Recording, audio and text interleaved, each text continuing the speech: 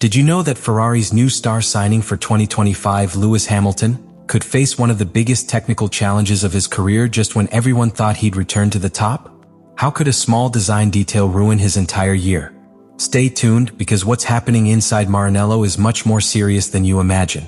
The start of the 2025 Formula One season was supposed to mark the beginning of a new era for Ferrari and Lewis Hamilton. After years of frustration and wasted opportunities, the Italian team bet everything on the experience and talent of the seven-time world champion. But the reality on the track soon revealed that, despite the driver change, the old demons were still lurking in Maranello. The SF-25, the car designed to return Ferrari to the top, has revealed a fundamental weakness that threatens to derail all aspirations of glory. This problem has nothing to do with engine power or aerodynamics visible to the naked eye, but rather with a technical detail as crucial as it is underestimated: the car's ground clearance. Modern Formula One requires single-seaters to run as close to the ground as possible to maximize ground effect and generate downforce. The lower they can run without compromising the integrity of the floor, the greater their performance in fast corners and on the straights. However, Ferrari faces a critical challenge in 2025. The SF-25 cannot use the optimal height without jeopardizing its technical legality and race reliability. Following the disqualification scandal in China, where Charles Leclerc was eliminated for violating the technical regulations, Ferrari has adopted a conservative policy of higher minimum height, sacrificing pure performance in qualifying. This situation is especially worrying because it affects the entire weekend strategy. Starting further back on the grid means being at the mercy of traffic, tire wear, and race conditions, drastically reducing the chances of winning. For Lewis Hamilton, this problem is nothing new. During his time at Mercedes, particularly in 2023, he already suffered the consequences of a car that couldn't run low without penalties.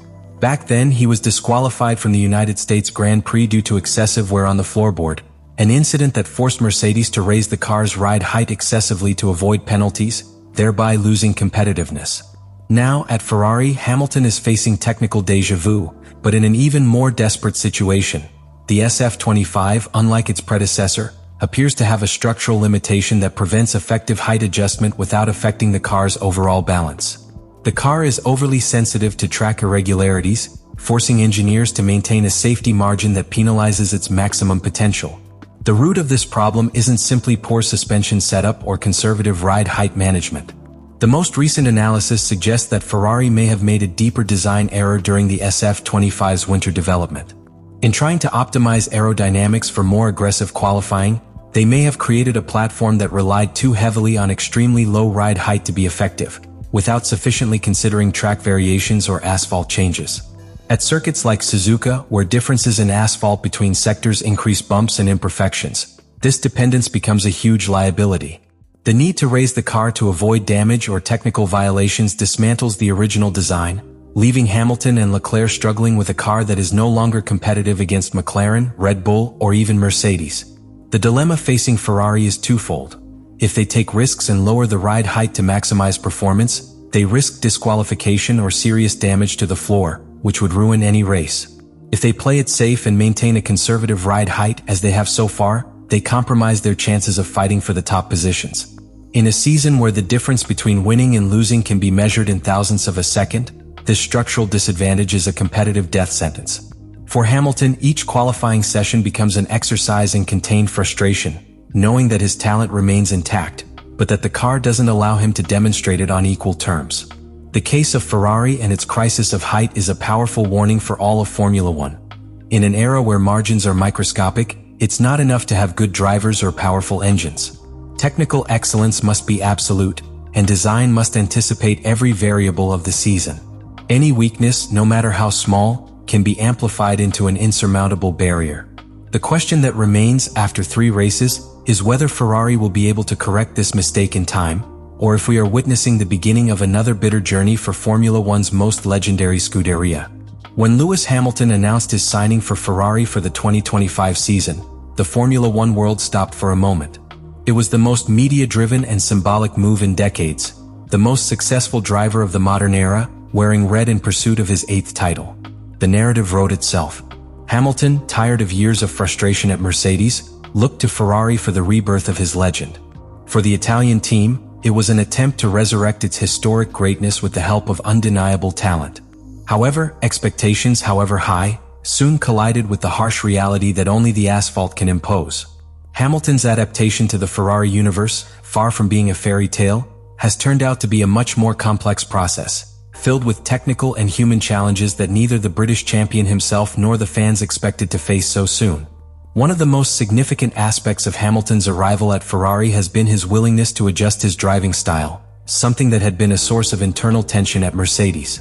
From the outset, Hamilton has sought to adapt to the particularities of the SF-25, modifying key aspects of his driving style, such as the transition between accelerator and brake, to get closer to the techniques of Charles Leclerc, his new teammate.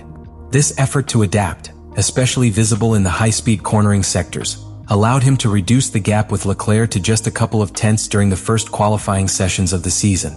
Despite this encouraging progress, the lack of a fully competitive car has meant that these individual advances haven't translated into solid results on the track, something that has begun to wear thin on the morale and patience of both the driver and the team.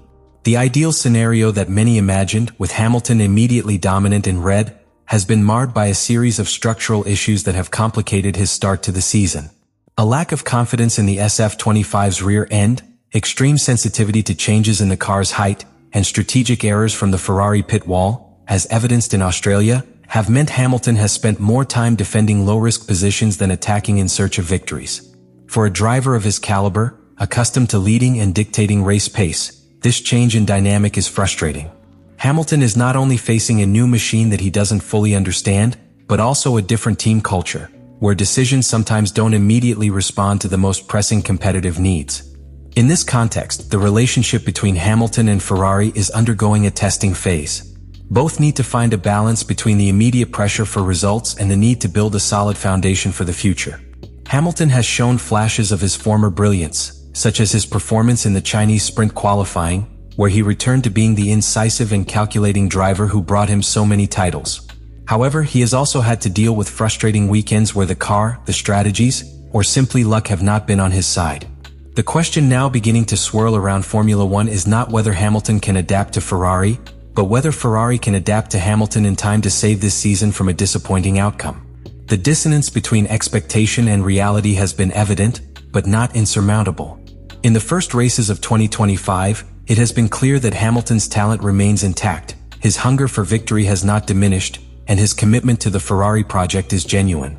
The real challenge now is technical and strategic, solving the SF-25's fundamental problems, optimizing its qualifying performance, and strengthening its decision-making in the race. If Ferrari can provide Hamilton with a suitable platform, the full potential of a partnership that promised to be historic can still be unleashed. Lewis Hamilton, for his part, also faces a crossroads. His arrival at Ferrari wasn't simply a team change.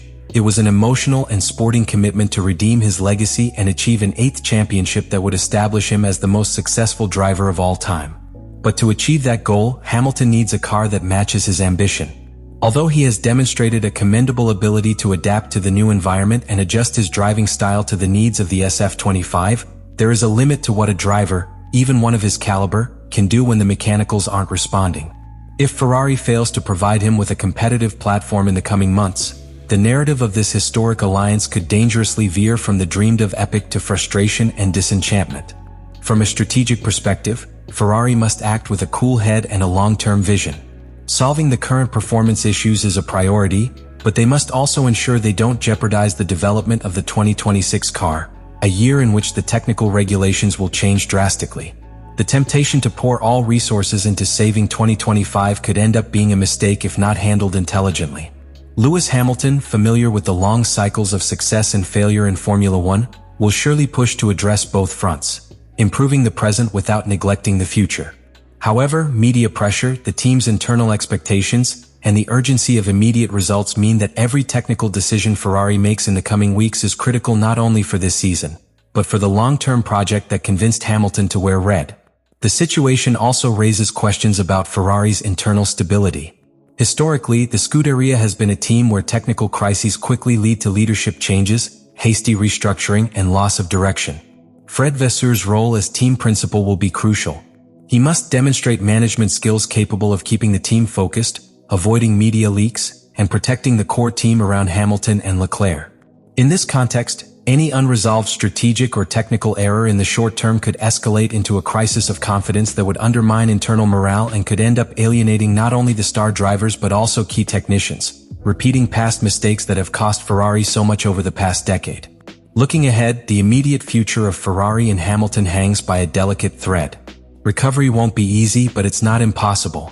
If they manage to correct their mistakes in time, there is still a chance to get the season back on track and build a solid foundation for a 2026 season that will be decisive in the team's recent history. But if they fail to act now, the consequences will not only affect this year's result, but could have profound repercussions for Hamilton's confidence and commitment, the public perception of the Ferrari project, and its competitiveness in the new era of regulations. The story of Lewis Hamilton and Ferrari in 2025, up to this point, has not been the path of immediate triumphs that many anticipated. Rather, it has turned out to be a silent battle against technical and structural obstacles that reflect the difficulty of changing the destiny of an organization with so much internal inertia. Hamilton, accustomed to fighting at the front for most of his career, now finds himself in the awkward position of having to build success from the ground up, a task that demands patience, strategic vision, and an unwavering faith that the rewards will come later. The dominant question in the paddock today is not whether Hamilton still possesses the talent necessary to be a champion, but whether Ferrari will rise to the challenge of providing him with the right tools before it's too late. Formula One, as always, does not grant second chances to those who fail to act decisively. Every race lost, every mistake left uncorrected, every technical detail ignored accumulates a debt that, sooner or later, becomes unpayable in terms of points and confidence. Ferrari has in its hands one of the most promising sporting projects of recent times, but also one of the most fragile. The combination of an imperfect car, suffocating media pressure, and fierce competition leaves little room for complacency. If Ferrari wants to write a new golden page in its history alongside Hamilton, it needs to evolve not only in terms of speed and reliability, but also in its mentality, processes, and ability to respond under pressure. Meanwhile, for Lewis Hamilton, this stage represents a test of resilience and legacy. Beyond titles, what's at stake is his ability to reinvent himself in an adverse context and lead a transformation that goes beyond his time with the team. Winning with Ferrari wouldn't just be a sporting achievement, it would be a historic enshrinement of his figure as one of the great architects of success in Formula One. Every kilometer driven, every fine-tuned adjustment to the car, every technical meeting will be a crucial part of that construction. And although the path is more arduous than expected, greatness is rarely forged in comfort. Thus we reach this critical point where time begins to be a relentless enemy. Ferrari and Hamilton face a unique opportunity but also an immense burden.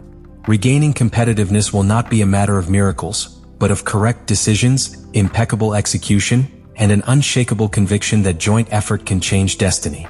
If they succeed, the challenge that today seems like a daunting uphill climb could become one of the most memorable and admired stories in modern Formula One history.